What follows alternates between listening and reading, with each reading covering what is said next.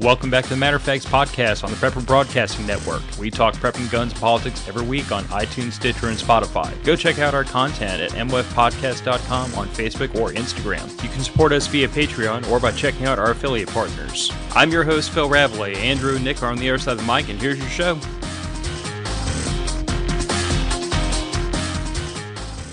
And welcome back to the Matter of Facts podcast. After an unintentional week off, we'll get to that in just a second after we do some quick admin work. So, the name of the episode is Prepper Movie Review. The patrons are not the ones that inspired this, actually. Even though they inspire a lot of our content and a lot of they throw a lot of questions at us, this one is actually something that I think, I'm not sure if it was my idea or Nick's idea, but it's been rolling around for a while. I think it came up in the after show, actually, with Rebel.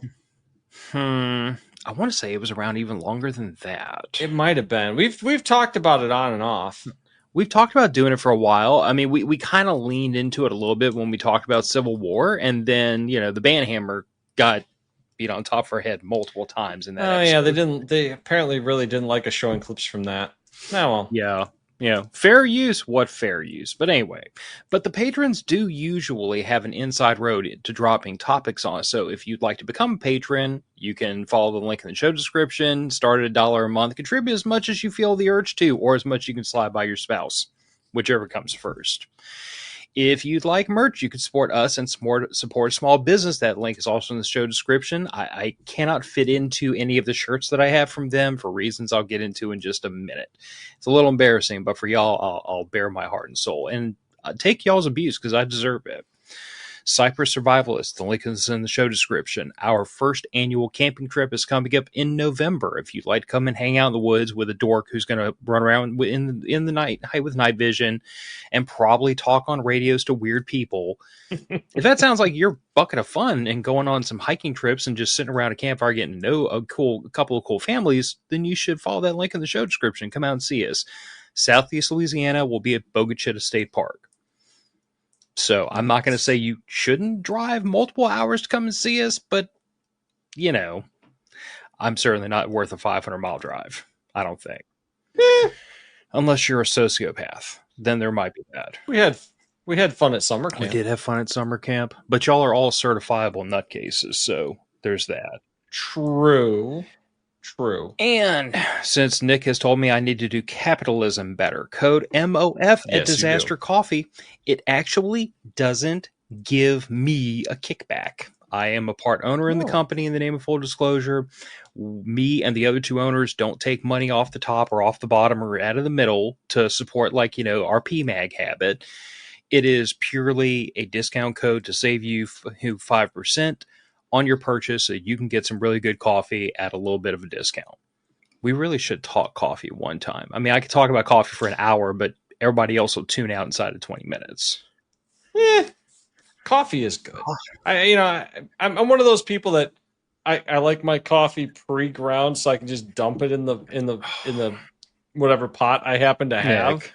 Just, man, I grew up blue collar. Anything other than Folgers is a step up here. I see. I also grew up blue collar and drinking red can Folgers like a heathen, but I've elevated my taste and I am determined to pollute your poor little mind with my coffee nerd autism. You eventually will succeed because I do enjoy a good cup of coffee. My God, man, at 4:30 in the morning, you're lucky I get the count of scoops right and I hit the right button on the pot. That's why I set up. It's early. That's why I set my coffee pot has a timer feature, and I set it at night the night before so that as I'm putting on my pants in the morning, I hear bing and then the gurgling noise. That might be worth happening. That is always worth happening. But anyway, I've got just the Mr. Coffee that you click it on and it stays on for like 3 hours. I mean, that works too. It does. I mean, then again, I also have a full espresso bar in my house. You do. You might like coffee more than I do. I don't know where the line is between I like and I'm addicted, but I'm definitely flirting with it. Look, you can stop whenever you want. You just don't want to stop. No, I can't stop. If I stop drinking coffee, bad things start happening. Oh, okay. Couple of comments. I need a poster of What Would Bert Do? We actually have that shirt at the Southern Gals. It's a hilarious shirt, but I can't fit into mine anymore, which we'll get to in a You second. could just staple it to your wall like it is a poster. I mean, yeah, but I'm hoping to get back down to the size I can wear it again. No, I'm talking about who was that? Who Jeff said Jag. that? Jeff? I'm saying for Jeff, just order the shirt, staple it to your wall. Or hang it like you're not a heathen. I don't know. Raggle agrees with me. Folgers is bleh. Yeah, I largely drink better coffee than Folgers now, but work supplies free Folgers, and free coffee is better than no coffee. I'll So, allow that one. I'll allow that one. yeah. But anyway, so first of all, where were we lazy slackers last week? So a week ago Wednesday, I was pulling up into my house in the afternoon after I got off of work, and AT&T was like all up and down my street, drilling holes in the ground and laying fiber optic lines. And I was kind of excited because the opportunity to upgrade from copper to fiber and increase my download speeds from anywhere from 6 to 10 times for the same money is a happy meal waiting to happen. And then I walk into the front door, and my daughter tells me, hey, the internet's out. Because those same expedient gentlemen that were drilling holes in my lawn to put in fiber apparently drilled a hole directly through my copper line. despite the fact that AT&T themselves, the utility company, and Jesus have been all over this neighborhood spray paint lines in everybody's grass for weeks to get ready for this. And these jamokes still managed to freaking punch a hole through my copper lines. So, well, Phil, have you ever tried to locate lines with one of those little beepers? No, can't say I have. It is not a science. It is definitely a bit of an art. It's kind of like metal detecting, where you're listening to the sound and you're doing your best. Well, that which it might be. The gentlemen that were laying the fiber optic line didn't seem too troubled by the fact that they hit their own line. Oh God, no! That's not their fault. That's the locator's fault. Not their problem either. So I had to put in the trouble ticket. No. My internet got restored Friday late afternoon, evening, and quite frankly, between your schedule and my schedule, we just didn't have a good opportunity, like really until it was a busy weekend. Yeah, usually on the weekend, like we can free up and make some things happen. But last weekend was just no. Like you were jammed, I was jammed. It wasn't happening. Yeah. My grandma, she starts putting up Christmas decorations about this time of year every year. And there were 8 people hauling up Christmas trees on Sunday. It took all morning. Yeah. That was mostly just the trees. Yes, Fraggle. I had some choice words. But the really frustrating part is, like, I have this... You still don't have faster internet. But hear me out. I have this freaking enormous uninterruptible power supply right here underneath the desk, specifically sized so that if the power goes out, I can run the router and this friggin' desktop and these lights. I can run all this stuff and keep a show going for about an hour and 10 minutes on battery power before the stream dies. And I did that because once or twice we lost power in the middle of a stream and I had to hear it from freaking Stewart for weeks afterwards about why I didn't have a UPS. So I got that. And then my ISP dies. And I'm just like, I can't win. I fix a problem. And then a new problem presents itself. Yeah. Raggle does raise a good point. Christmas decor before Thanksgiving is questionable. Before Halloween is forbidden. Not for my grandma. At one point, there was over 100 lit trees in her house. Oh my. Yeah. It takes, quite literally, it will take from now until Thanksgiving for her to finish her Christmas decorations. And then she starts giving tours to people. So it needs to start sooner because the first Christmas tour is the week after Thanksgiving. Oh my. It's a bit extra, but it's awesome. It sounds amazing. So I don't have a banner for this, but the reason I cannot fit into any of the Southern Gals shirts anymore is because since I've started going back to the office in person and am no longer working from home, I have completely shirked my moderate attempts at maintaining my girlish figure. Completely stopped walking in the afternoons, just complete, like, was still keeping in my diet because I have to do that to keep my hypoglycemia under control. But Captain Thickums over here put on some pounds.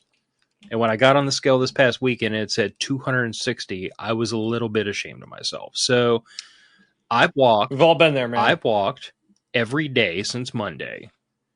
I'm going to continue to kick my big chunky butt every day until that scale says something I'm happier with, preferably under 240 pounds.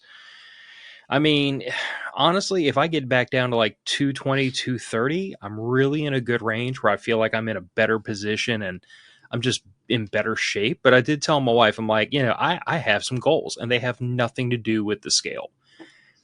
Yeah. You might have heard years ago, like Andrew was going to come to town and Tommy was going to come to town and we were going to hike this thing called the Tammany Trace down here. Yes, I do remember that. So at the time, it was 34, 35 miles. It's been added on to since then. Now it's 40 plus miles. That's a good 4 or 5 day hike. Well, here's the thing, though. You can do it faster than that because it's dead flat. It's paved. It's a walking trail. It's not like hiking over the woods and up and down in elevation. It's a walking trail. 2 days. Yeah. So what I had originally 2 ass-kicking days. Oh, yeah. But what we had planned on doing was we were going to start in Slidell, which is like 20 miles east of here. Sure. And we were going to hike in this direction, stop at Fountainblue State Park, which is not too far from my house. And we were going to, rent a tent site for the night, turn in there. We were going to hike in with our water, our food, our tents, and just like rough it out in one-man tents. Nice. And then the next day, pick it up, pack it up, have breakfast, get back on the road. And we were going to 2-day hike the trace and stay overnight. Sure. Full blown, like call it a practice bug out if you want. But it was something we had all wanted to do together. And then COVID happened. Yeah. And that kind of screwed up. They were talking about shutting down flights. Tommy basically got put on high alert for months after that. He couldn't break away. He did. And Andrew was nervous about coming down because they were talking about canceling airline flights. So he's like, if I fly in, I may not be able to get home. It's a long way to get home in a rental car. Well, and especially, even if you can't get one. I mean, there were buying gas got difficult there for a couple days. Well, and especially in like that first 3-4 weeks, which is when we were talking about doing this. Things were a little cuckoo. They were, and there were a lot of unknowns. Yeah, but that's my goal. I want to hike the Tammany Trace. I wanted to. Good goal. I want to 2-day rough it out, stay in Fountainblue State Park, bust it out. I'll do it by myself at this point if I have to. But that is a goal I've set for myself to get back into the shape to be able to haul a 35-pound pack and walk it out about 40 miles in 2 days. Nice. That's a good goal. It's going to be a butt-kicking trip for a 43-year-old guy. It's a butt-kicking trip for anybody. 20 miles in a day is a long way. Yeah. But it can be done. 4 miles per hour, Well, even at 3 miles per hour, you're still talking about 6 to 7 hours of walking. Yeah. Budget an hour, budget 2 hours for, like bathroom breaks and stopping to eat and hydrate and everything. And maybe change your socks halfway on the trip. But that you can do that during daylight hours. We're not talking about a crazy insurmountable thing. You just need to get your butt in gear and you need to go. And it's something that I know I can do once I get myself back into the shape to be able to do it. Sure. Absolutely. You think about it this way, if you got yourself back down into the, say what you're like 260 now, if you can get yourself back down into like the 230s, there's your pack weight right there. Yeah. I know from experience though, like my body is really at its happiest right about 220. I can get lower than that. But then we're talking about 6 days a week of some pretty extraneous exercise. Or massively different dietary intake. Yeah. And at this point, like I've always been the person that said when it comes to losing weight or getting in shape, the juice has to be worth the squeeze to me. Because I have no want or need to be a bodybuilder. I have no want or need to get back down to college weight. I just don't care. To me, when I'm not able to do the things I want to do, I need to make a change. Yeah, I want that's absolutely fair. I want to get back to the weight and the size and the conditioning, leg strength, cardio, and everything else that I can do these long hikes. And I know I can Yeah. do it, but it ain't gonna happen at 260. No, probably not. I mean, could you? Yes, it's going to put unnecessary wear and tear on your joints. Yeah, consider You I already know, have, a blown knee, a blown hip, bad back, I'm sure that's not service related. separated shoulder. Mm-hmm. Yeah, And multiple problems. getting into shape will help all of that because it just takes the strain down considerably. Yeah. So call that, bearing my soul hour or 15, Mm-hmm. 10 minutes. I have completely let myself go. And in the name of being a grown up and admitting I screwed up, I admit it. I let myself go. And it's, I told my wife, I'm like, it's a little frustrating for me because, like, given the type of lifestyle we espouse, I'm not Mm-hmm. living up to it. And I have to own that. Here's the thing, though: we all have to live in the modern society that we live in, and your job requires you to be in the office and commuting like 2 hours a day. So if you And put in an 8 hour day, you're putting in a 10 hour day. not just that, but well, and actually, I'm putting in a 9 hour day because I work 9 hour days. Okay, And so of those so nine you're putting hours, in 11 hours. and of those 9 hours, I'm spending conservatively 7 to 7.5 of them sitting in front of a computer banging keys. There's, That's I mean, yeah, that's a hell of a thing to overcome. I mean, realistically, it the difference between being up and moving around 7 hours a day and being sedentary 7 hours a day is like 700 or 800 calories. but that's why. I mean, I'm coming home, and just Mm-hmm. as soon as Mrs. Matter of Facts is willing to hop up and throw on her shorts, come for a walk with me, we go. And in like the Yeah, last two that's good. days, It's good for both of you. like yesterday and today, actually, she came home kind of feeling under the weather, not feeling great. And I told her, I'm Mm-hmm. like, babe, that's fine. You stay here. I have to go. And I Yeah, went for my walk because it's one of those things where it's like we both need the exercise. But true. if she's in a position where she can't, I need to. I have to go. Oh, absolutely. Yeah, because it'll keep you both in the habit. Yeah. Like if you got a week where you're sick, you're sick. But if one of you is still doing it, then once you're not sick, you're like, okay, I'm gonna come with. Yeah. Mountain Survival One just said Oh, he that's dropped from awesome. 260 to 200. I'm gonna tell you, bud. Like I can remember the last time I got to this weight. It was during COVID, and it was the Mm-hmm. same problem. I went from like a mile and a half walk just to get from the where I parked in the parking lot to my desk. So I was walking Mm-hmm. 3 miles a day, literally just to get from my truck to my desk. Nice. And that's on top of like walking around the building and everything else, because that was just the way that building was laid out. Is if you had to go to different apartments, it was a long skinny building, so you were walking back and forth all day long and going up and down stairs. And then when Nice. we started working from home, my commute was from my bedroom to here. That's a massive reduction in movement. Yeah, and it It's massive. culminated in me swelling up from like 225 pre-COVID to 262. And there's a very notorious picture on social media of me that one of our friends inadvertently captured. She took a picture dead on from my profile, and Wakes you up, doesn't it? I look like I was 6 months pregnant.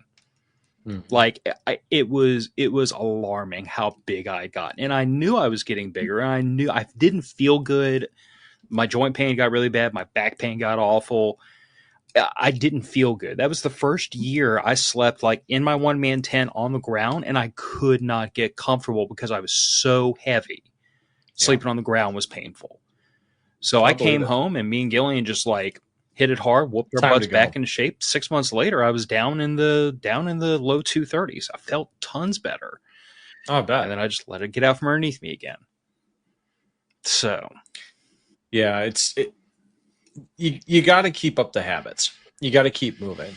And if you can't keep moving, you really got to watch what you eat because it is very hard to out exercise your fork yeah, because you can eat a full day's worth of calories in a single meal if you are not paying attention. It's not difficult. it's really not. No. Anyway, 20 minutes in, we literally talked about nothing but my fat ass Hey, and health is Admin. important, man. You have nothing else if you don't have good health. This is true. This is true. But we came here to talk about came here to do a prepper movie review. And this is probably not the best title for this. Like maybe prepper movie night or something. I don't know. We might only do one of these and everybody hate it. We never do it again. We'll just have to wait and see. Yes, but if me and Phil like it, you're going to have to suffer. Yeah, just like everything else. That might be a thing. But anyway, so the rules of engagement. Nick and I each threw a handful of movies into the pod. And the idea here is that like these are movies that don't necessarily have to be preparedness related, but it's movies that we felt like there's prepper lessons or takeaways from. Absolutely. And of course, the very first one that I'm going to throw up here is like, probably the ultimate SHTF movie of all time. It's Mad Max. I really shouldn't have to introduce this, but I guess we have to, just for that one person who had an awful childhood and didn't get exposed to great cinema. So the idea is that this takes place in Australia post ecological calamity. If I remember right, wasn't the impetus for this something like oil? It was like big oil finally ran out. It was some kind of societal collapse. Different fan theories from global thermonuclear war to post peak oil. Post peak oil, I think, was the one that always made the most sense to me. Post peak oil economic collapse, I've heard, but the idea here is that like this is a fairly loose storyline of like a buddy cop film, which is Max Rokitansky played by Mel Gibson, very very young Mel Gibson, by the way. Oh, very young. I don't think this was like the first movie, but this was definitely his breakout role. It's definitely one of the ones that made him a star for sure. Yeah. But you have him as a gentleman on the local police force and several friends of his. And you start to get the impression fairly quickly that this is not a normal police force. Like these guys wear black leather and drive, fast cars and motorcycles. And they're kind of Old Testament in the way they deal with people that are misbehaving. I believe they call that immediate justice, Phil. Yes.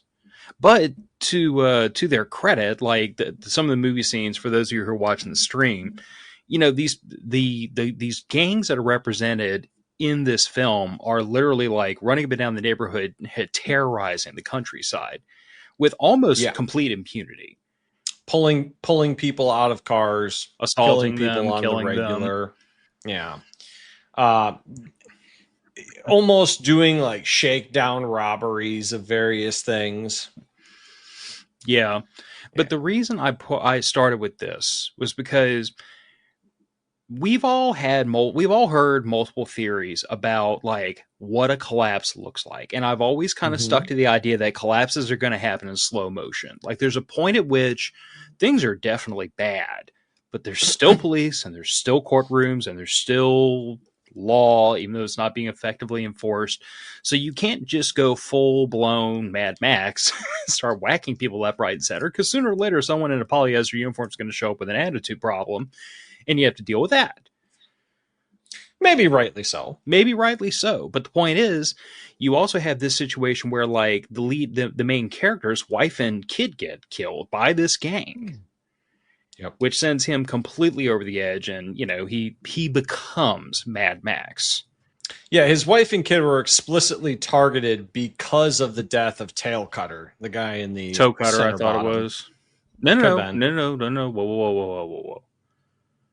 Knight Rider is the guy that kills his family. Tail Cutter is the guy in the car with his floozy. I think you're the other way around. That's Knight Rider in that bottom picture right there. I am fairly certain. We are going to have an argument. Because he says the Knight Rider, he knows who I am. I could be wrong, but I'm pretty sure Knight Rider is the guy with the massive hair.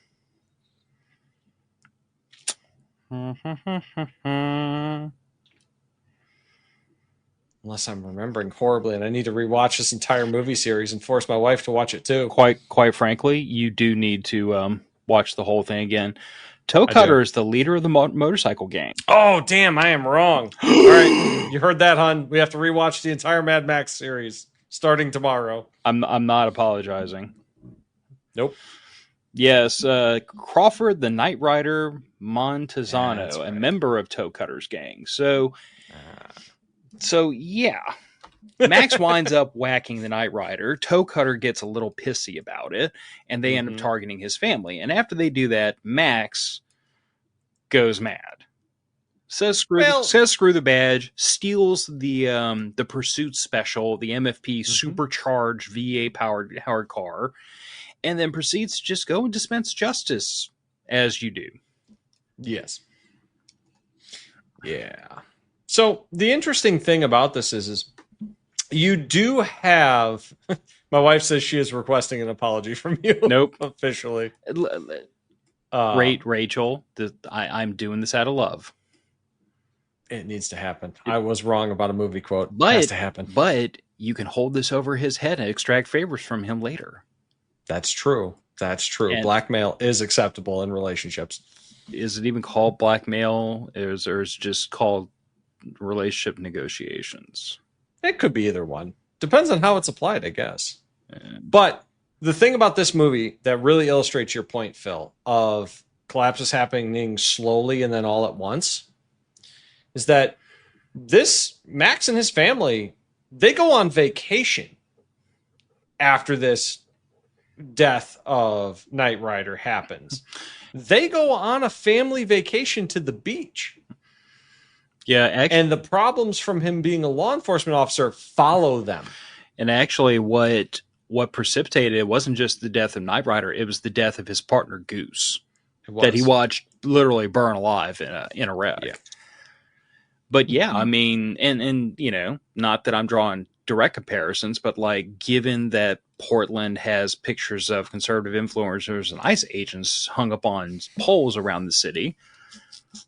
It's not that outlandish of a scenario.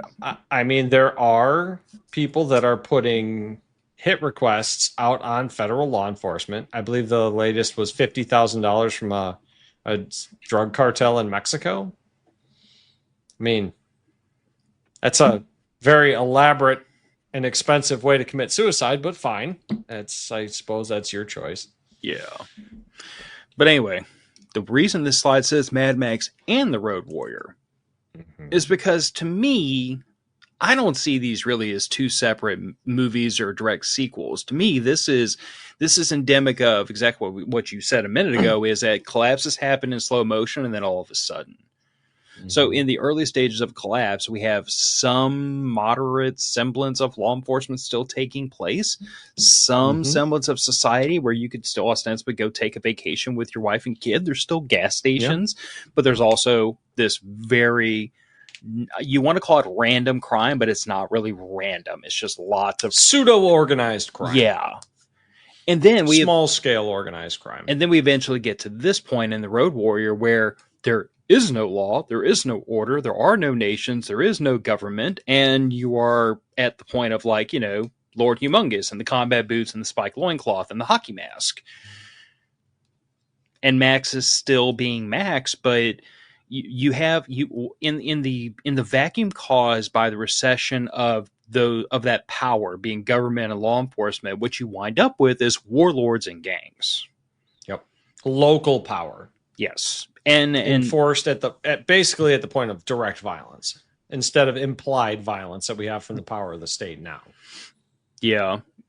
And I mean, you know, you also get like the little community that was that Max winds up buddying up with, that is like trying to have some kind of peace and order, and they're trying to, you know, stave off the gang that's being aggressive towards them. But I'm going to tell you that groups like that are going to be the exception, not the rule. Yeah, you know, I don't know.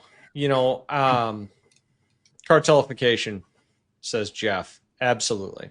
Yeah. I don't know so much that they are going to be the exception in the near term. Does that make sense? Because you're gonna have near term. I agree with that. Not so. The vast majority of people do not find random violence acceptable. Would you agree with that? I would agree with that. So just generally speaking, if you were to grab any random individual off the street, they're not likely to be in favor of random violence, which means that the majority of people are not going to be committing random violence as soon. But, Mm-hmm. point of order, Yeah. at the risk of sounding like an ass, I would also counter with the people that are not willing to use violence are likely to have it used against them. Oh, they absolutely are. And then there are not going to be as many people not willing to use violence because they're all going to be rolled.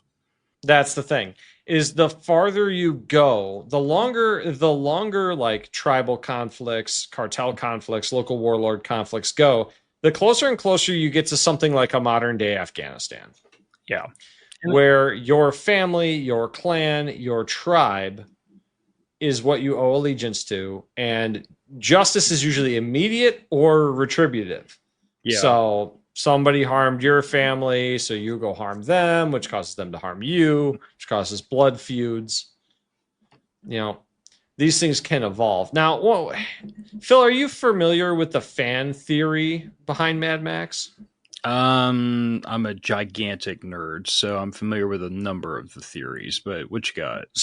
So there's a fan theory behind all of the Mad Max movies that the Mad Max movies that we see are a campfire retelling of something that happened very long ago, and the people post this collapse are telling this story of Mad Max to their children, hence the sensationalized violence of it.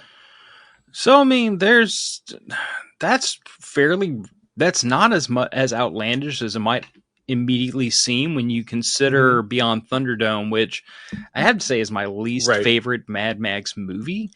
Oh, it's a great movie too. Oh, it's wildly over the top, which is why it's good. There's so much of it that's so good, and yet something about it just like irks me, and I can never explain why it is my least favorite by far. But the very end of it, where like the little group of kids that are grown up in the Oasis, like are as that movie fades out, and they're telling the story of Mad Max to the next generation. That lends a lot of credence to that theory that this is basically a modern day myth. Yep. And I think that when you look at the movie through that light, Lord Humongous makes a lot more sense. Oh God, yes. Especially when you like do the digging into your Lord Humongous and you see like the suggestions that like he's a former military officer or something. Yep. I'm gonna tell you that in this situation, the fact that like the two big forces in this movie are more than likely a former military officer and a former police officer. Yeah. Two men coming into conflict. Two men, both very accustomed to using violence to impose their will on others, both very comfortable with contest of physicality, and very capable of like leading other groups to their cause. Makes perfect sense. Raggle Fraggle. You should see Furiosa if you want to hate a movie in the franchise. I haven't seen Furiosa. I have. I enjoyed it. I watched the more recent Mad Max film with, what was it called? Fury Road. The one with Tom Hardy in it. Fury Road and Furiosa. They're continuations of each other. Fury Road, I wasn't upset by. I thought it was pretty decent, actually. If you look at it from the perspective of people telling a sensationalized story of something that happened in universe, looking back, very unconnected. Furiosa and Fury Road makes sense. I don't know. Furiosa, I don't feel the want to go and see because. Do you like the spectacular vehicle fight scenes with everything exploding? It depends. I mean, there's a bunch of cars exploding and flipping over. It depends, though. Like part of what attracts me so much to Mad Max and the Road Warrior and even Mad Max Fury Road is the fact that they stuck so much to practical effects and steered away from CGI. I'm not sure how much was CGI and how much was practical effects in Furiosa. That's the one downside of that movie is I can't see all of that being practical effects Listen, as the much. simple fact that George Miller demanded that the Doofmobile be created, so they had like the dude, playing the Yeah, guitar on the back of the speaker mobile and everything with the yeah, flames coming out of the top. had to be real. The fact that he told the special effects department, "Thou shalt build it. I want a Doofmobile." That Yes. right there is all the reason you need to go to like worship at the altar of George Miller. The man gets Mm-hmm. it. Oh, he does. He does. That's what sold the franchise in the early movies. But the interesting thing you do start to see the further you go into the Mad Max series is the weapons change. The weapons change dramatically. You don't see the reliable ammunition that you saw in the earlier movies. The vehicles are less reliable. There's more of you see more of like the wrench monkeys and the chrome boys Mm-hmm. that are having to work on these vehicles while they're driving, which probably unrealistic, but No, but the fact that these things are breaking down all the time. but the lack of reliability, the fact that things are kind of hodgepodge together, hacked together, Mm-hmm. that makes a certain amount of sense. Oh, it absolutely does. And also the fact that like early in the series of Mad Max, the impetus for the violence seems to largely just be people are bored and looking for a good Mm-hmm. time. But Yeah. by the time you get to the Road Warrior, like this has devolved into a full blown like fight for survival over resources. Like everything Yeah, is it's everything is absolutely about a resource war. gas, food, and water, Mm-hmm. and nothing. Everything else comes second to those three things. Gas, food, water, and power. Power over others. So Lord Humongous is attempting to maintain his group, his tribe of individuals he's gathered around him by taking the gas to provide for those people to maintain his power base. Yes, that's fair. I was Mm-hmm. just thinking in terms of like resources being sought, but you're right, Yeah, power could be absolutely. considered that. Oh, power is absolutely a resource. If you cannot maintain control over whatever tribe you have gathered around yourself as a leader, man, your ability to maintain the situation that you have around yourself, whether that's safety, stability, the food, the other resources you have, then you're shit out of luck because people are going to start breaking away or finding a new leader. You wind up getting replaced. You do. So on to Tremors. Now there is one and only one reason why I put Tremors in here, and it's Burt Gummer. The Rec Room. Yeah, the Rec Room. Well, okay, so being cheeky, yes, the Rec Room. Like everyone needs a Rec Room and a cute wife that knows how to shoot guns. I get it. I totally understand. And Burt Gummer is like a personal hero of mine. So you're just gonna have to forgive just me. look at that mustache. Oh, that mustache! It's just glorious. I don't know. I've asked my wife a couple of times, like, "Hey, like if I got rid of all this and just kept this, would that be acceptable?" And she has hard no that every time so far. But I'm just gonna keep wearing her down. But eventually, she could just come home to it existing, and then you have the authority of the mustache. sorry, Raggle, my wife's a brunette. Yeah, I already have the cute wife who knows how to shoot. Mm-hmm. But it's actually not just Burt Gummer and the Rec Room full of guns that makes me throw this in here. It's the fact that like this is the guy that had the bug out vehicle, had the radios, had the food, the water, had the gear, had the guns, had the ammo. Like Burt Gummer is he's your atypical Y2K survivalist. Yeah, but from back in the day. But Burt Gummer, yeah, and very much like kind of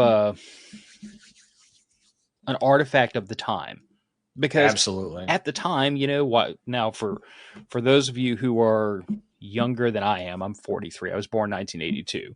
Like I don't think most of y'all who are younger millennials and Gen Z truly appreciate just how genuinely alarming Y2K was for people who were like adults, especially people who were in the tech world. Mm-hmm. Like there were so many systems that had never been programmed to have a 2-digit year field go 00. And people genuinely were alarmed about what was going to happen. Like what was my uncle was working in the tech field for Motorola at the time, and Motorola was exceedingly concerned because they knew all of their stuff would break if it was not fixed. Now, granted, they knew this years in advance, and were fixing it years in advance. But who knows if you caught all the bugs? Yeah. And that's the thing of it. I mean, like, especially bearing in mind that we're talking about like 1999. Okay. Mm-hmm. So tech literacy was there, but it was not as widespread as it is now. Well, and I guess kind of where I'm coming from is this. Like, okay, in 1982, I was born. I was about 5 years old when I remember playing with computers for the first time. It was an old Commodore 64. That would have been about 1987. Nice. Yeah, probably. My parents and my dad and I built my first IBM compatible. It was was it a 386? Nice. I remember. Well, okay, so I remember having a 386 that ran Windows 3.1. But before that, I think I had an 8086 because we couldn't run anything but GeoWorks and Lotus 123 on it. So that was probably an 8086 that we built at that point. But in any case, I've been my personal computer background goes back to my childhood. But I cannot explain to the generation that grew up with freaking iPhones in their pockets how much more primitive computers were at that time and how new computers were in the market in 1999. So it's not like we were running around with like, stone tablets and like, stone tablets and abacuses, but like computers were not as mature as they are now. And there were a ton of very old systems running DOS and running mainframe doing really important stuff like for telephone companies and power companies and utility companies back then. And the whole of society was very alarmed about what happens when it goes from 99 to 0. Mm-hmm. So, because for the entire history of computers, that's not been a thing. Yeah. It's been 2-digit year codes the entire time. Yeah, and there's no reason not to do that because, Well, for efficiency's sake, that's 2 bits you don't have to store. Well, yeah, and you have to consider the fact that like computing power was at such a premium back. Okay, like the iPhone. Nick, do you have a smartwatch by any chance, or you just run? No, I just run a smartphone. I can't have watches at work. Fair. The electromagnets destroy them, and it could cause me to have my arm torn off. Okay, but the smartphone in your pocket has more computing power than the entire NASA agency did when we sent stuff into space in the 60s. Correct. So, like, I don't know how to explain to people who've grown up outside of that time period that, like,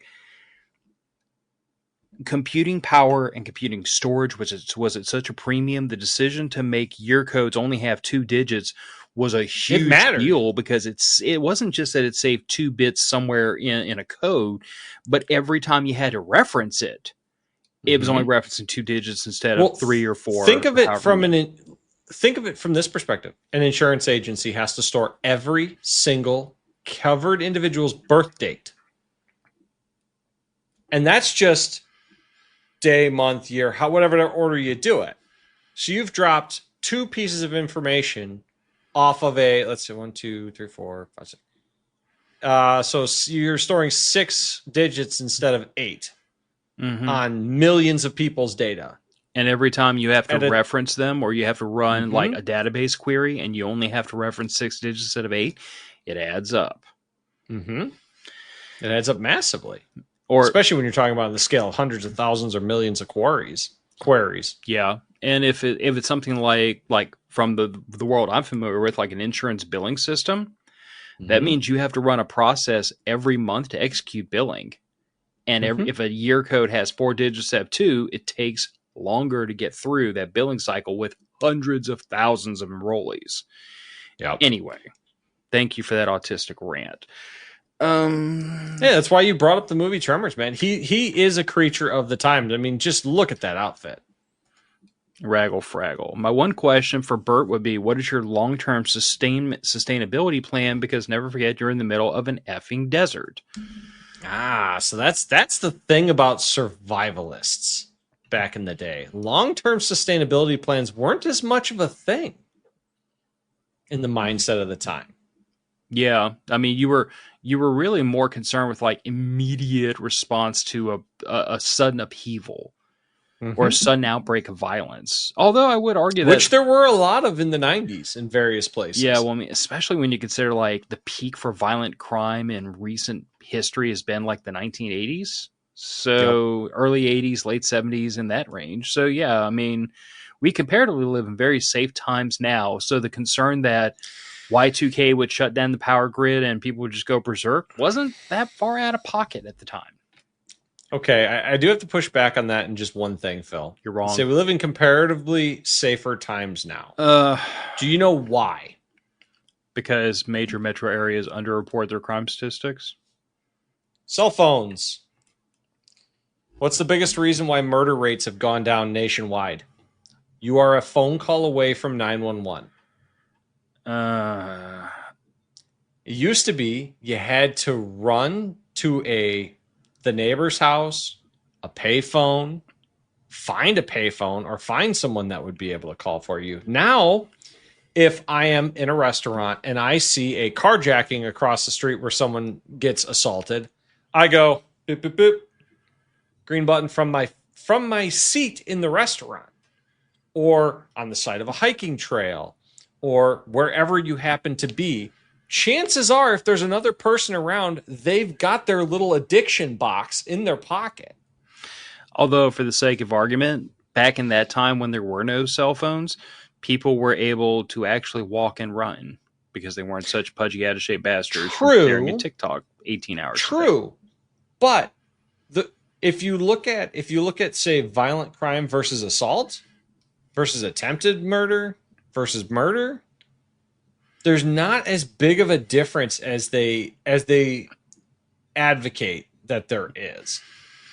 Between the faster response of 911 and EMS services due to cell phones and getting called sooner, yes, you have less people dying, but medical tech has also improved, keeping people alive that would have died and therefore been a murder charge. It's damn statistics. Yeah, statistics are a motherfucker. You can make them kind of do whatever you want if you're smart enough. I'm a statistician. Yeah, I'm a machinist, and I figured it out, so it can't be that hard to manipulate.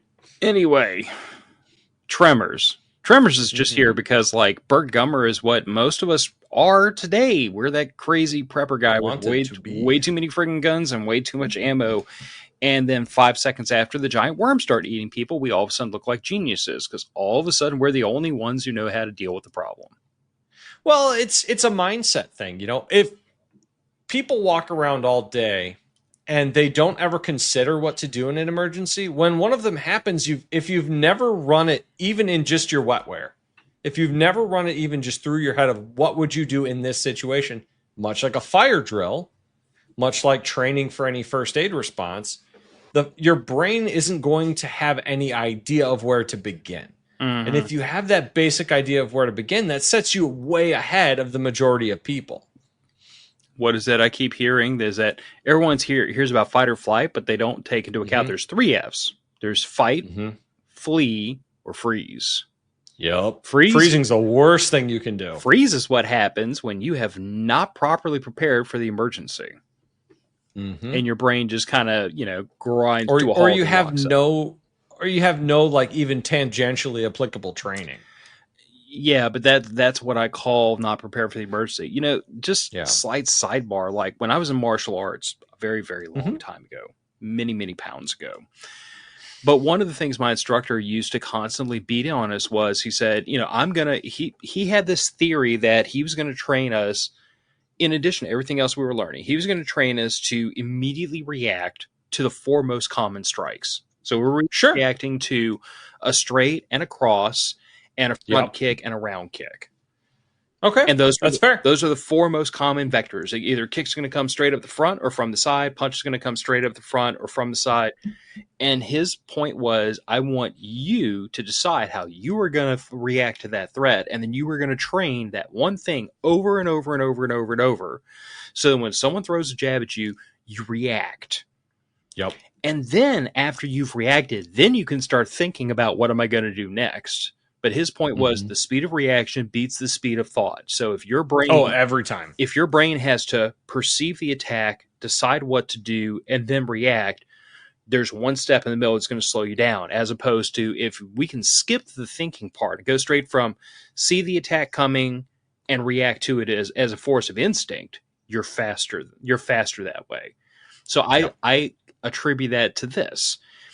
If you spend time kind of wargaming different emergencies and thinking about them and training for them and speaking, like if you run that through your wetware enough times, then when the thing happens, you've already laid out a plan and you just execute. You just move. You can think while you're moving, but you can't. It is much slower to try to figure that problem out in real time.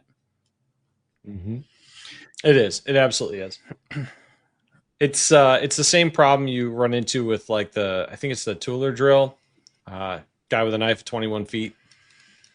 If you go into the situation knowing that you're about to be charged, you know what your reaction is going to be when you're doing that training in your concealed carry class or wherever you're at. But when you're in the grocery store, you're thinking about what you need on your grocery list. Mm-hmm. So your brain is not in the fight mode already like it is when you're in class. And unfortunately, when you're the victim of violence, your opponent's brain was already in the mode of violence. Mm-hmm.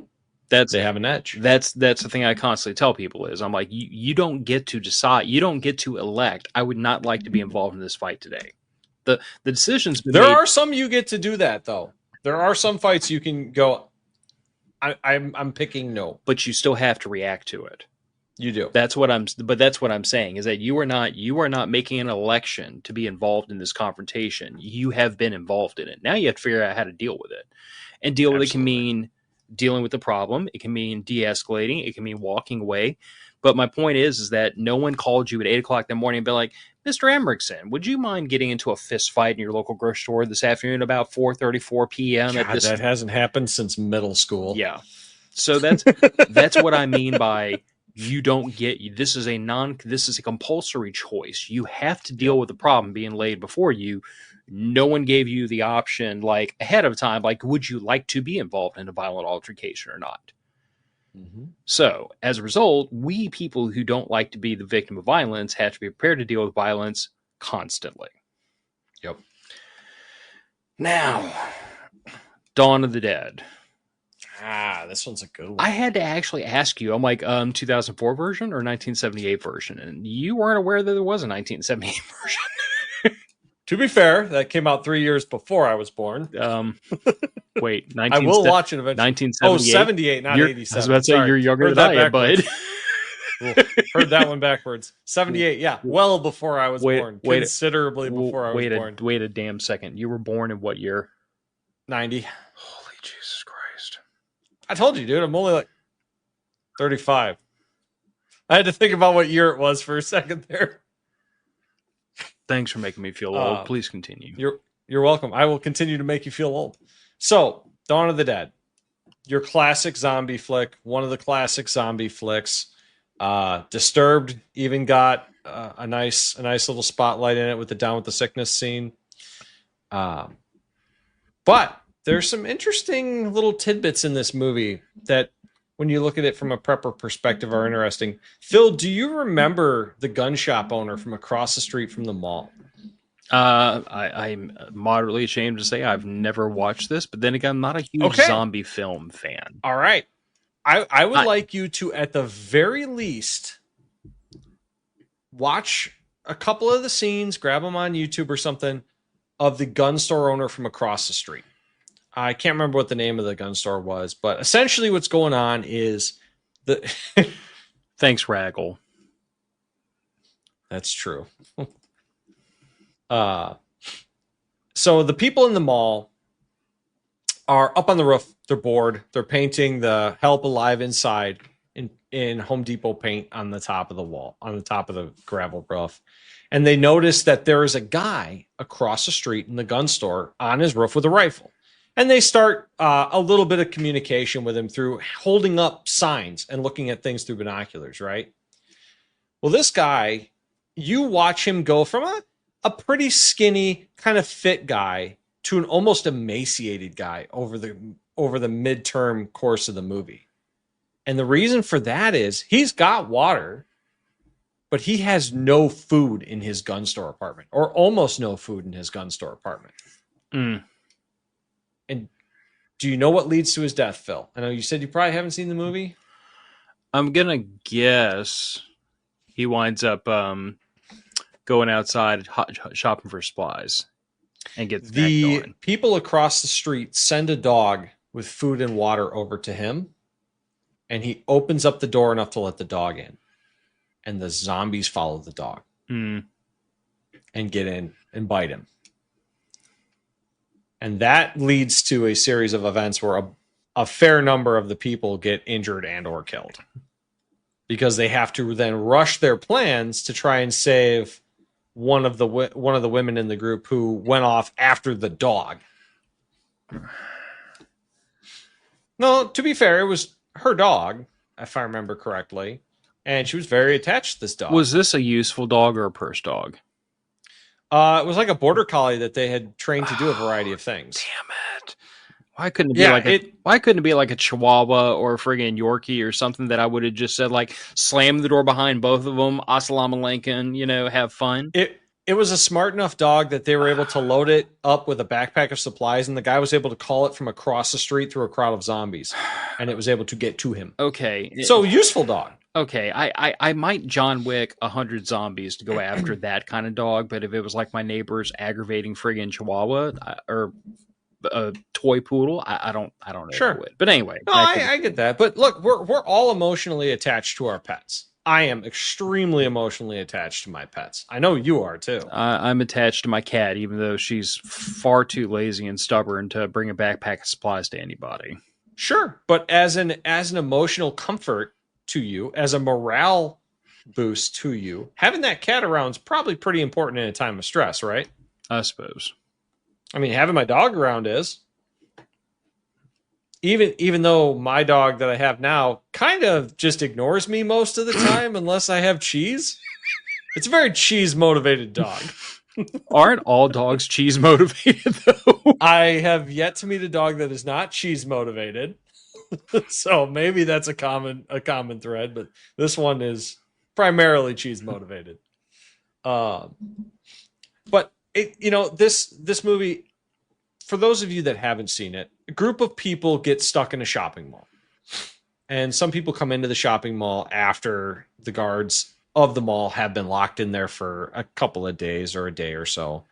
And the people are living off the supplies in the mall. But that has a timeline. Mm-hmm. And they are preparing to leave the mall when the guy across the street signals to them that he is starving, he is dying of thirst, and he is in desperate need of supplies. So they have to do a supply drop for him across zombies, or in this case, across, let's just call it a dangerous territory, to bring supplies to a resource for them, which is this very good marksman and guy that has all of these guns and ammo that would help them out quite a lot for them to maintain contact with. And that causes several members of their group to die in the attempt to rescue the girl that went to rescue the dog.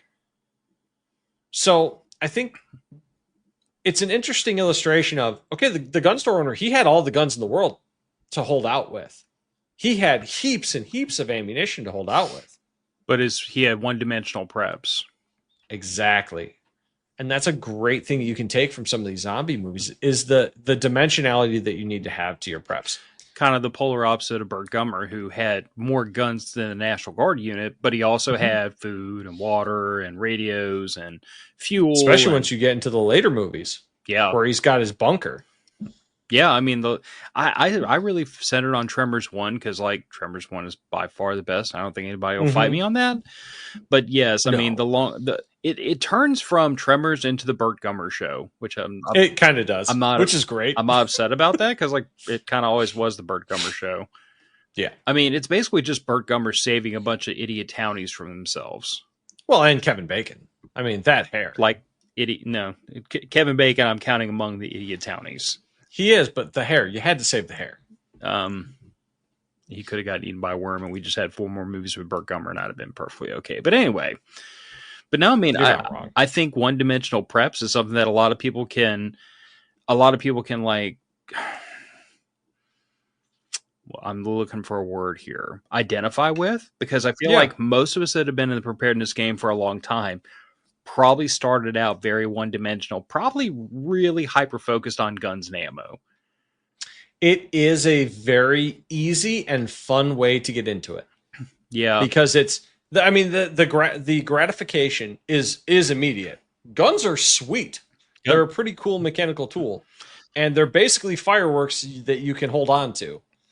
So, And the other thing of it is that, not only is it very easy gratification, but like most of the other stuff in preparedness is like it's nerd shit. It's like, oh, I have food and water and I have solar panels, and slow burn. It doesn't look cool on Instagram. it really doesn't. But I mean, I think that's a more useful thing. But the other problem is like, Mm-hmm. everyone in the preparedness community has had to fight against that old friggin' stigma or the old stereotype of the prepper. And what is it? It's the fat guy with all the guns and ammo and doesn't have and like a box of MREs in the corner and no friggin' no other supplies, no medical equipment, no sustainability, nothing. His body's thrashed to shit from diabetes and being 200 pounds overweight. Well, think about the guy from Doomsday Preppers that was riding around on the e-scooter. Like, oh yeah, great. He had a bunch of 55-gallon buckets of wheat. What's a diabetic going to do with 55-gallon drums of wheat? Yeah, I will say that like I've met several much more seasoned preppers. Let's not use the word old. It's ugly to some people. But anyway, Hey man, some people get started earlier than the rest of us, yeah. in age-wise or timeline-wise. But I know several of them that are very frank about the fact that like all the preps I have, they're going to be used. It's going to be used for like my kids and my neighbors because I'm not going to make it that much further. Absolutely. Like they at least have like kind of a succession plan of like I am 70 years old. I have 50 years of supplies. This is That's not for me. This a is buddy of mine that I used to shoot with a lot. He is a Vietnam vet with he's had cancer multiple times. He's got a lot of health problems. He has a ton of supplies, but he also has 2 or 3 generations worth of descendants that he is bringing up in the preparedness lifestyle.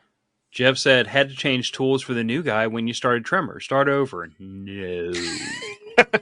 We don't start over for Stuart. We're not going to start over for you. We're not starting over. This is too organic. You'll just have to hit the rewind button on YouTube or Facebook and watch it later, or Rumble. Or teach the new guy how to set tools. That is the best practice right there. Teach the new guy how to do stuff so you can pay attention to the two of us nerds. That's true. Also, everybody needs a good quality learn and apprentice.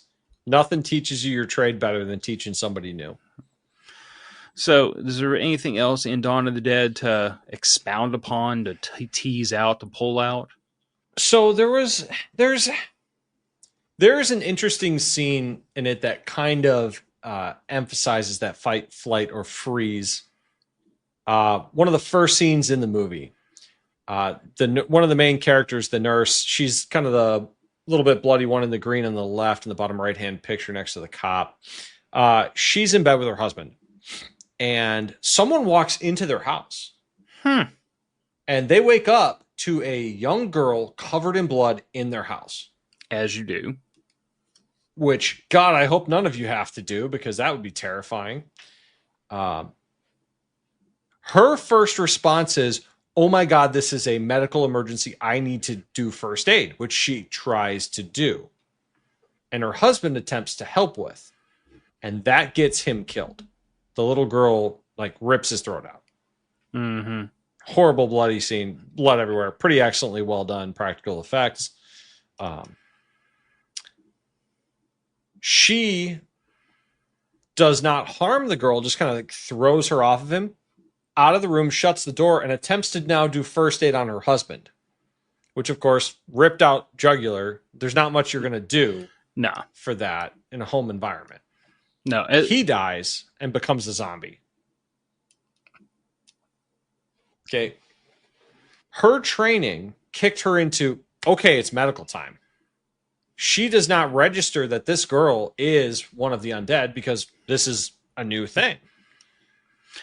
At the risk of sounding really, really dark, Bearing in mind that, like, I deployed to a place where 8-year-olds are commonly combatants, my training would immediately kick into, this is a home intruder. What the hell is this 8-year-old doing in the house?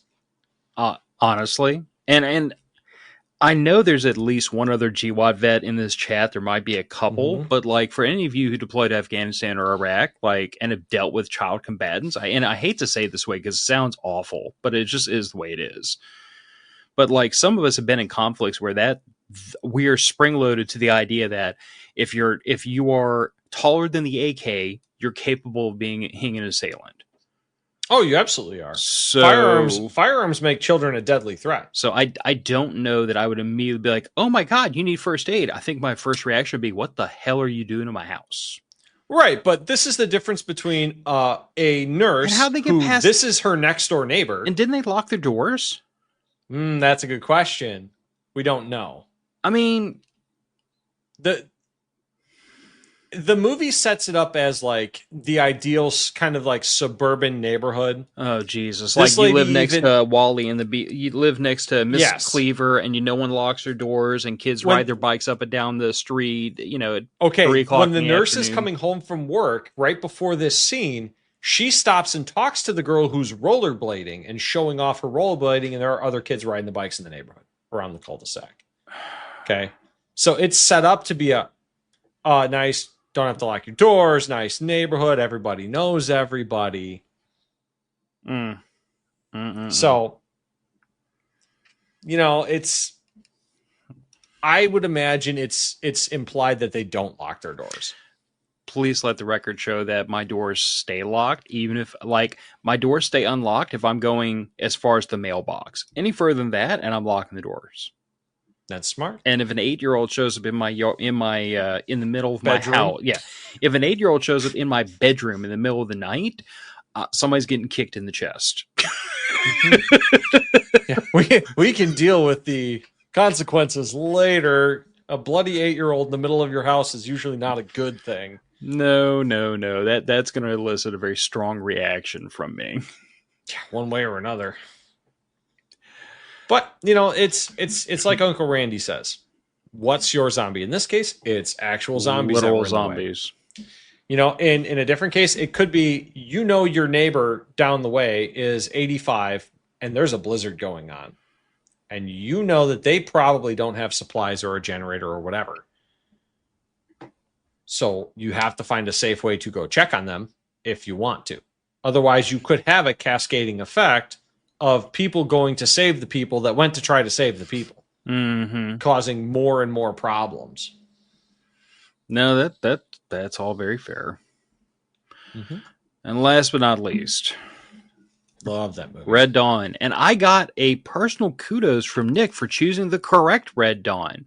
It is the correct Red Dawn. To which I replied, no, I chose the only Red Dawn because I'm not mad at anyone in Hollywood or that was involved in the remake of this, but there is only one Red Dawn, and Patrick Swayze was in it. And if you disagree, I'm not mad at you, but you're wrong.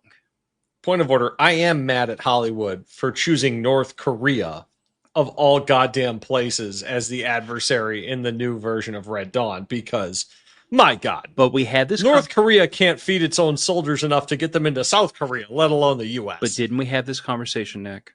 Oh, we did. We did. And that's the other reason I'm mad at them for cucking to China. Hollywood's masters, the CCP, had to be appeased. They could not make they couldn't make a movie about sticking it to China. Oh, they absolutely could have, and it would have sold just as well. It would have, but then just not in China. Our Congress people would not have been able to get honeypotted by hot Chinese spies anymore. So there's that. Look, the Chinese spies weren't that hot anyway. I've seen them. I mean, I've seen the pictures. They're not that good. They must be very flexible then, because there's something that keeps our intelligence assets and our Congress people attracted to them. I mean, have you seen a lot of our Congress people?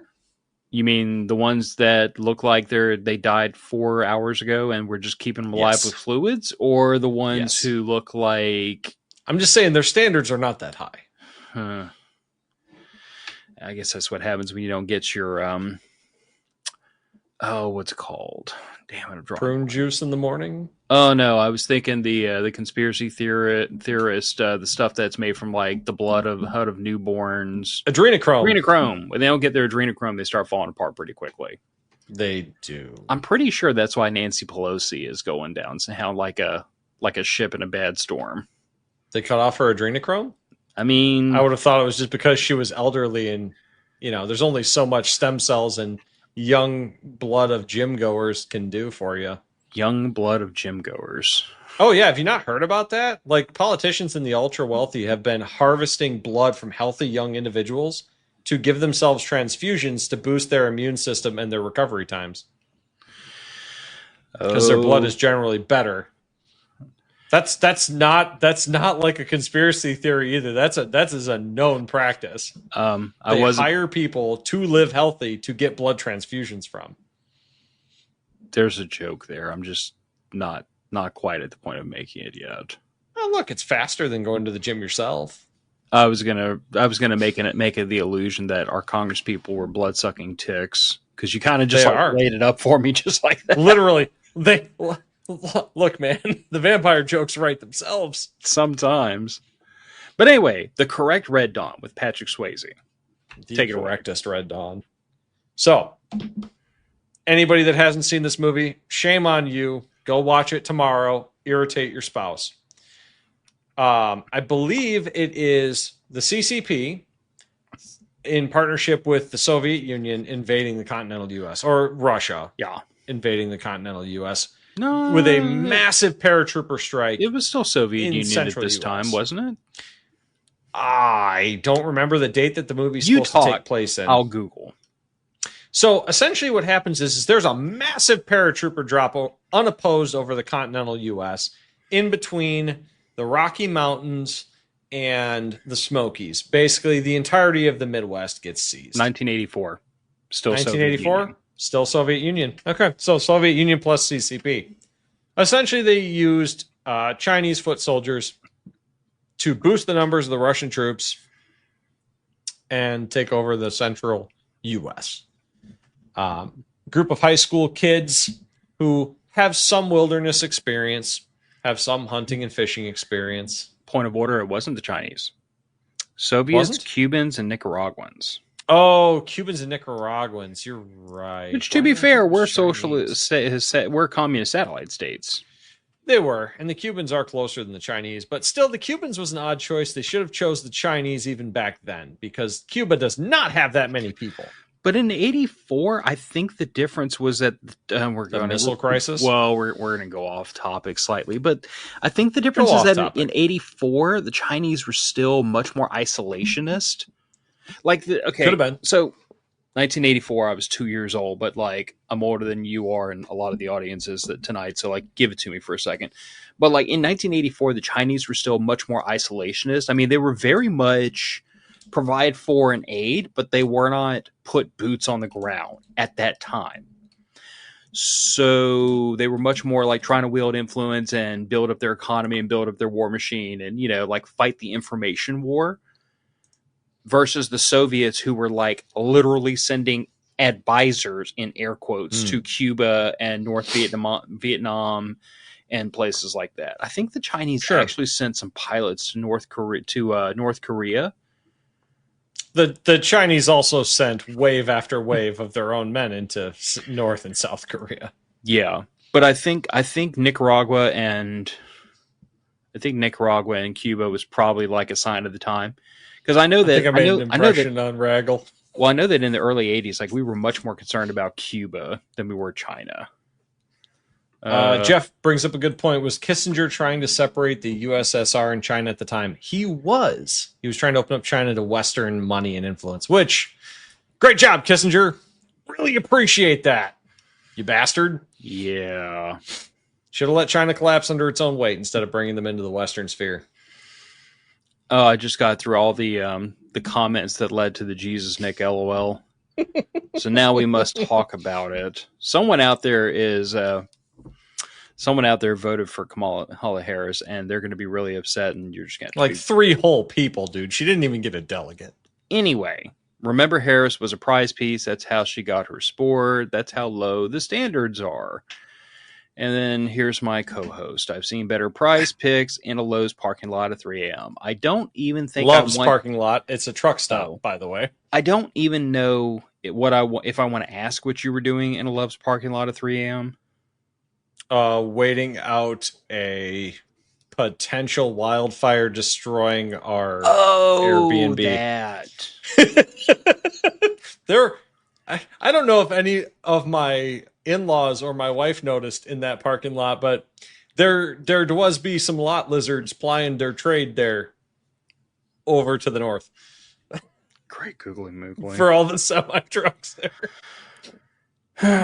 Truckers need love too, I guess. Hey, you know what? Got to make money. I don't fault them, but I also don't participate because, that was rough. If I'm gonna pay, there was rough looking. If I'm gonna pay a woman for sex, I just assume give my wife my bank account, which is pretty much what happens anyway. Right? I'm just saying. Jesus. Anyway, Red Dawn, Patrick Swayze. So now that we have firmly gone off the rails twice, the freaking Soviets and the Cubans. There are sidetracks on the rails. The Cubans and the Nicaraguans and the Soviets show up, and hood rat shit ensues. It does. The main character's father gets killed fairly early on in the film. And this instigates them to form the Wolverines. Yeah, so troops paratroop in, take over the town, cut off communication, box everybody up into... Actually, they didn't stick everybody in concentration camps. From what I recall, and it's been a while since I've watched the original Red Dawn, but like, I think a lot of people were pretty much just left to do their thing in town as long as they didn't color outside the lines. So the reason that the main character's father was grabbed right away is because I believe he was on the police force. They grabbed the local government. They grabbed the police force. They grabbed EMS and fire, and they specifically grabbed anybody that they knew of that had military experience. Anybody that could mount a resistance. Mm-hmm. Anybody likely to be able to lead or build a resistance. Or facilitate a resistance. Mm-hmm. Yeah. So. No, I mean, makes perfect, complete sense. And it also makes complete sense that they would leave the majority of the townspeople because, like, you know, one of the dirty little secrets of being an occupying force is that it takes people to occupy an area. And the more control you have to exert, the more people it requires. And by allowing a population to kind of like, you go over there and manage yourself as long as you don't do dumb stuff, that population doesn't require as many people to maintain a presence versus a prison camp where you need X amount of population for X amount of prisoners. Otherwise, things get out of control very quickly. Phil, do you know what the per capita rate of police officers is in the U.S. generally? I knew it no, okay. We have to agree to terms. Are we talking about local cops, state, fed? Full-time law enforcement officers per 1,000 residents. Again, we're talking about like local, state, fed, everybody in the bucket. All of them, full-time. Anybody that's full-time law enforcement. I want to say at one point it was something like one cop for every 3,000 people or something like that. It is between 1.6 and 2.8 officers per 1,000 people. Okay. Depending on the region. So like Western U.S., Arizona, New Mexico, a lot of empty land, lower density of police. Northeast, highest density, like 2.8 cops per 1,000. So to have the police presence that the U.S. has now, which is what most of our viewership is used to seeing. Which, by the way, is a high trust society, which doesn't require an extremely high trust society generally in the U.S. But that skews the requirement for how much law enforcement you need.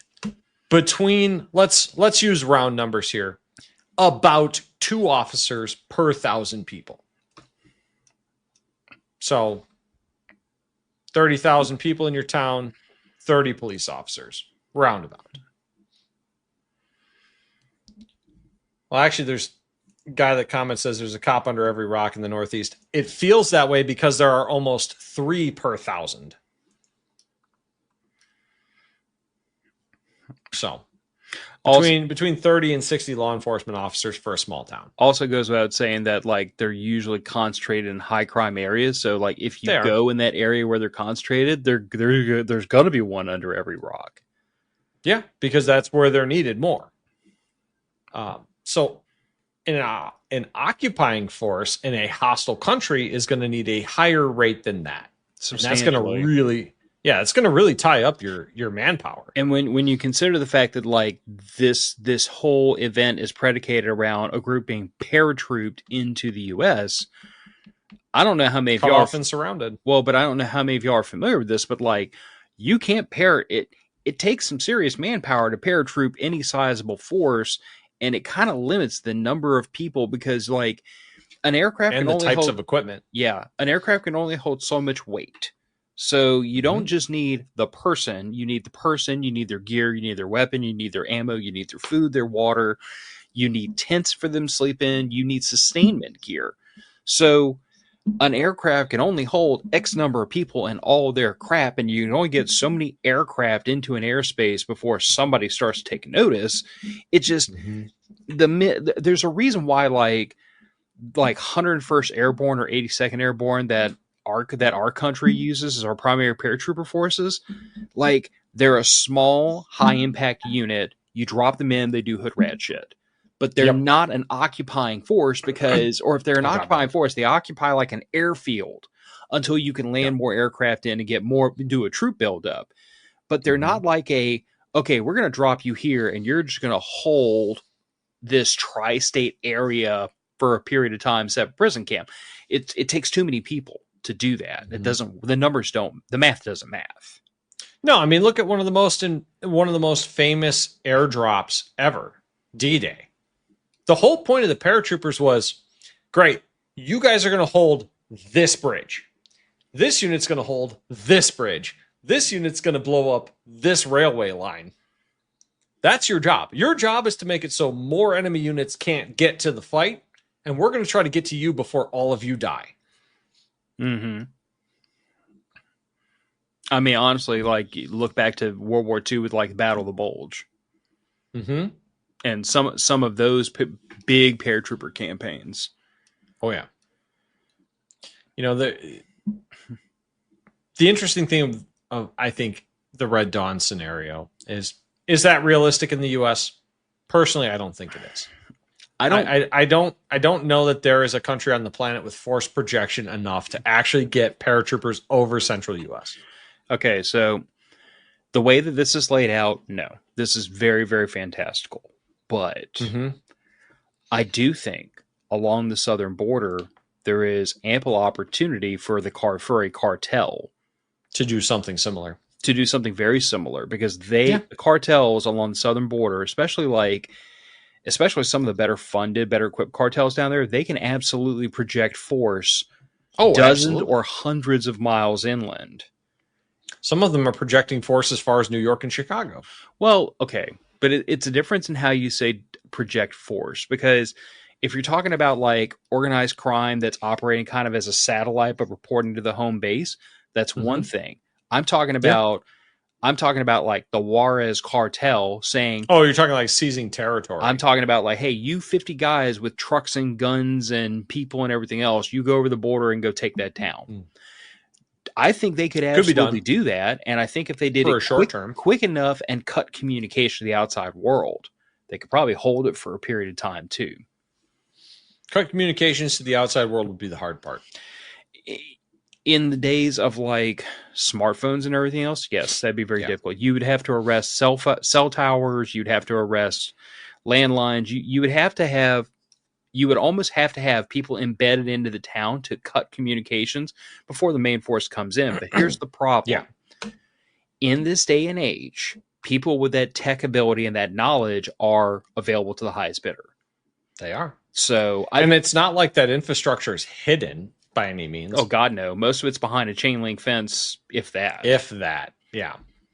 So, I mean, that's just the only reason I bring this up. Do I think this could happen like this? No. Do I think it could happen along the southern border? Probably. Do I think it could happen along the Canadian border, frankly? Yeah, I mean... It's potentially possible. I mean, the Canadian border is less secured than the southern border. Yeah. I mean, it's largely vast tracts of unoccupied forest.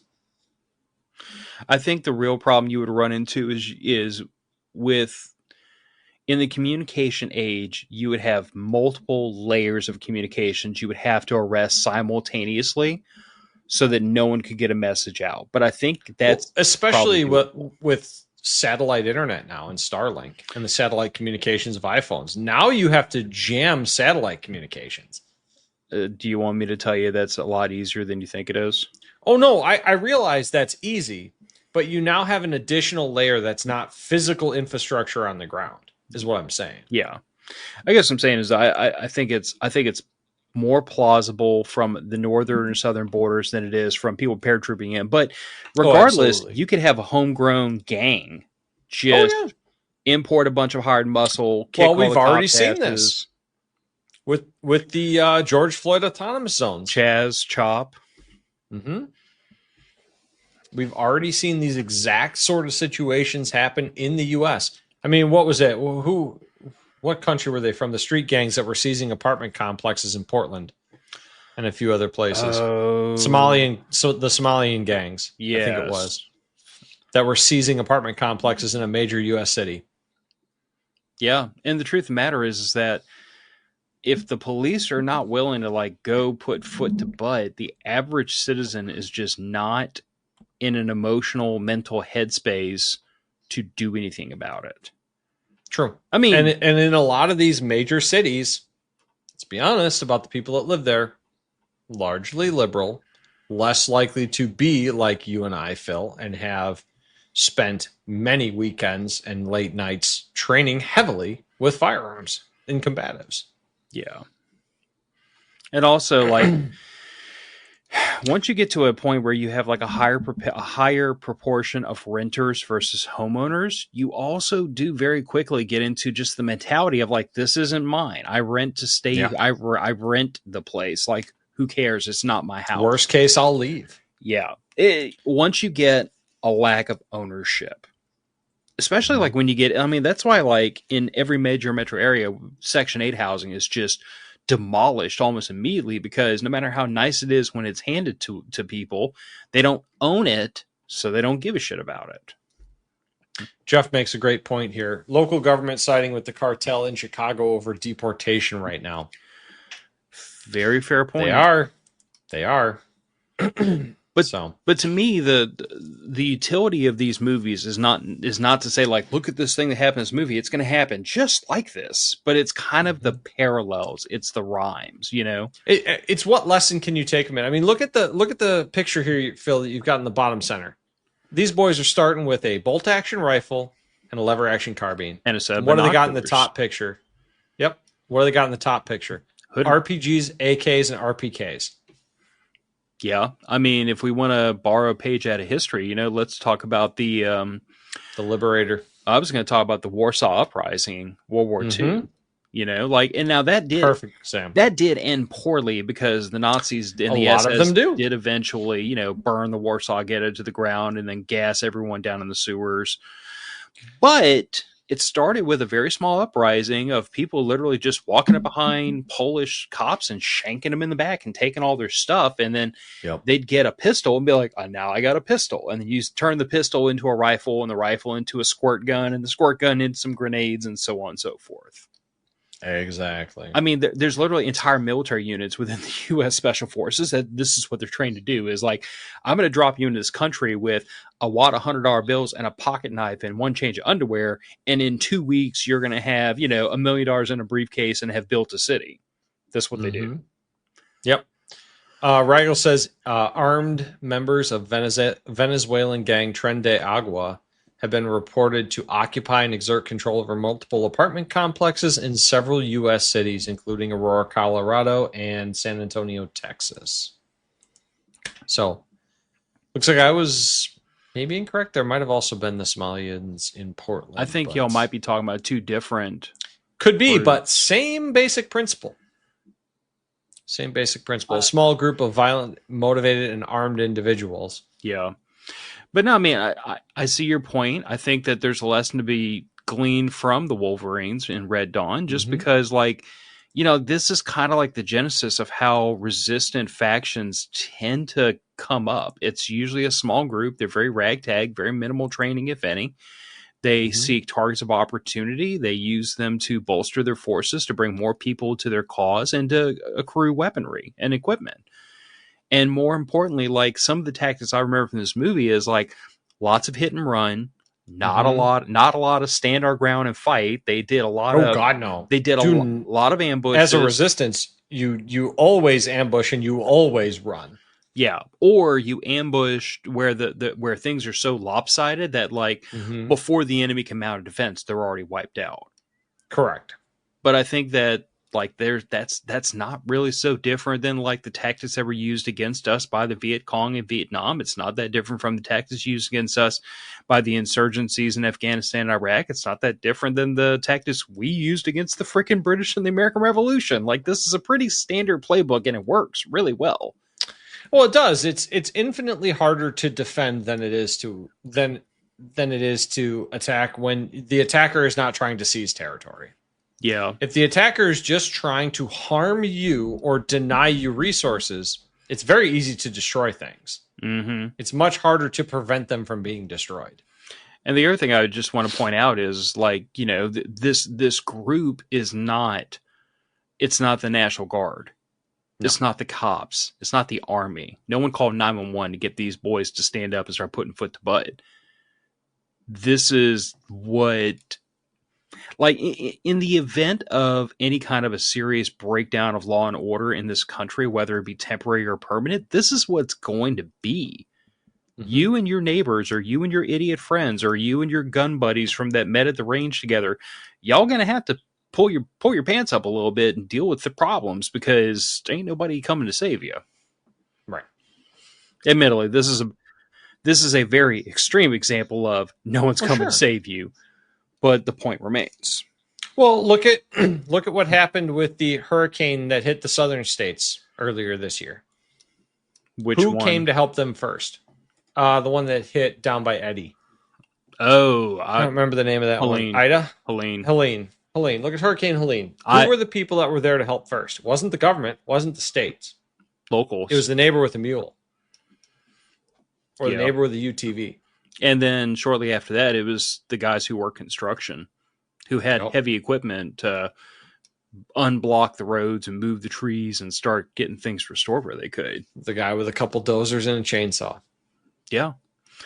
No, you brought up Ida. Ida was one that smacked us. Yeah, that's right. I was back in 20. That's why I remember that one. 21. I'll have to go back through my timeline and remind myself when Hurricane Ida was. Feels like forever ago, but it wasn't that far ago. It wasn't that terrible long ago. I know that. Yeah. But that's Prepper Movie Review. Yep. They're good movies. I think they're really good movies. I mean, so just to be fair, like, I'm assuming we're going to wind up doing this again, but like my criteria is, first of all, it's got to be a good movie. Can't be a crappy one. Because I'm not going to subject myself to that. I think, Phil, you need to watch Sharknado. Oh, Jesus Christ. There are lessons to be learned from Sharknado, Phil. Nick. There are lessons to be learned. Nick, Sharknado is not a movie. It's schlock. Yes, it's perfect. I hate schlock. It's exactly what I wanted from a movie about sharks and tornadoes. I'm a sci-fi nerd, not a schlock guy. You can't sigh about that. I don't like schlock. I'm a sci-fi guy. That's why my movies were Mad Max and The Road Warrior. I was promised. Wait, have you seen Iron Sky? Raggle agrees with me. Hell no. Iron Raggle, Sky, you're wrong, and you should feel bad. I'm not familiar Nazis with from the Moon. Nazis. It was one of Kickstarter's original big successes. They promised steampunk Nazis, 1940s tech on the moon, invade Earth. Again. It's amazingly bad. It's phenomenally terrible. It's schlock. No, it's a comedy. It sounds like look at it as a comedy. Your smile tells me it's probably schlock. It could be, but there's also sci-fi involved. Oh, they make a black guy into an albino Nazi. Yes, they make a black guy into an albino Nazi. Oh, Jesus Christ in heaven. It's great. It's greatly terrible. I think I'm going to stick to finishing off Helsing. My wife, Yeah, my wife made Helsing's made the perfect. mistake of subscribing to Crunchyroll several months ago, Oh, not that's realize, pretty good. yeah, not realizing that she was married to a complete weeb. Ha! So I immediately filled my list up with like she was like, "Oh, I want to watch like Apothecary Diaries and this and this and Mhm. the new cutesy animes that everybody's watching," and I was like, "I'm watching every Gundam, I'm watching every Dragon Ball, I'm watching Hellsing, I'm watching Evangelion." One Punch Man. One Punch Man was never one of my shows. What about what's Pirate Luffy one? Shit, One Piece. It What was about never One a One Piece? Piece one either. Really, One Piece is great. My wife actually really liked the I, new live action One Piece. I'm not even saying it's not great. Just it wasn't one of the ones that like snatched my attention. Ah, I that's all right. okay, so like bearing in mind that like my foundational moments in anime were Akira, Ghost in the Shell, and That's fair. then Neon Genesis Evangelion, and then like Gundam. Everything Mine else, was Helsing. everything. Helsing's great. I mean, Helsing's fantastic. have you seen Helsing Ultimate? Yeah. I tried to explain it to my. And then there's the YouTube version of Helsing Ultimate Ova where they make it even more campy and even more jokey. Oh, I'll have to give that a look just out of Oh curiosity. dude, it is hilarious. But anyway, my daughter happened to walk through the room in the middle of Helsing Ultimate, and she was like, "What are you watching?" I'm like, "I'm watching a vampire who is in league with the English Protestants, shank Nazi vampires," Yes. and that was enough. And she sat down and watched like 15 minutes with So me. so imagine the Nazis from that, except they're coming from the moon and there's no vampires. That's Iron Sky. Mm. I'm just saying, man. The internet crowdfunded it, and it was everything I had wanted it to be. It was Nazis from the moon. Okay, Raggle said not a big anime guy. Seen Dragon Ball Z and Gundam. I mean that's not a bad. DBZ's a good start. You have to add in Robotech. I almost forgot about Robotech. Yeah, Robotech Robotech was Macross. good. Mhm. That mm, there's so I'm not a huge anime guy, but Robotech, DBZ, Speed Racer, Hellsing. You know, I've never watched Speed Racer. I probably bruh. should. I Okay, know. Speed Racer is like To be fair, when did old, it come old, out? old. I know, I Yeah, know. exactly. But listen, Speed Racer is legitimately like everything anime should ever be. It is campy, it is immature, it is hilarious, it is random, it has a great storyline, amazing character development, really cool cars. I grew Yeah. up wanting a Mach 5 badly. I mean, look, if one showed up in my garage, I wouldn't be upset. Uh, Digimon and Pokemon absolutely count as anime because it is anime. not my It generation is. though. Yeah, but it's still anime. It is. It's absolutely the art style and some of the same creators. Anime would the guy that comments anime would probably make me a weeb and make me move to Japan and corrupt it with my gun toting culture. I mean, when Good you luck with that. consider the fact that there's a lot of anime that is very much like gun culture adjacent. Yes, but all of the gun-toting people are not Japanese Yes, in anime. yes. They're all Western foreigners. Should we If you do a ever watch, prepper if you movie know. review that's all anime? About Helsing? Yes, I was gonna say about anime. we could. We might We have to, could. we might have to make that happen. But All right. it's 9:10 p.m. We both have It to wake is. up early in the morning. So we do 4:30 comes the same time every day. yes, earlier than the law should allow. But anyway, Yes. so to the audience, if you liked Prepper Movie Review, if this was fun and cheeky and you might have learned something or at least had a good time goofing off with us, then you should leave a comment and like. And if you haven't ever given a review to us, you can find a place to do that, and I will certainly appreciate it. And if you absolutely hated this, then you can blame Nick. Yes, I can be blamed. Because, I'm blamed regularly. well, but that's by your spouse, not by me. Oh, I'm blamed by a lot of people. Oh, okay. Yeah, well, I'm one of the answer guys at work. So when I tell somebody to do something, they should probably blame me. Excellent point. But yeah, we'll go ahead and punt this one out the door. And if anybody has any feedback, we're always open to it. And if not, then we'll see you in another week, and you'll just have to wait and see what we come up with. Yeah, if you don't tell us we don't like it, we'll keep doing it. Or we'll just keep doing something that entertains us. Truth. All right. Later, y'all.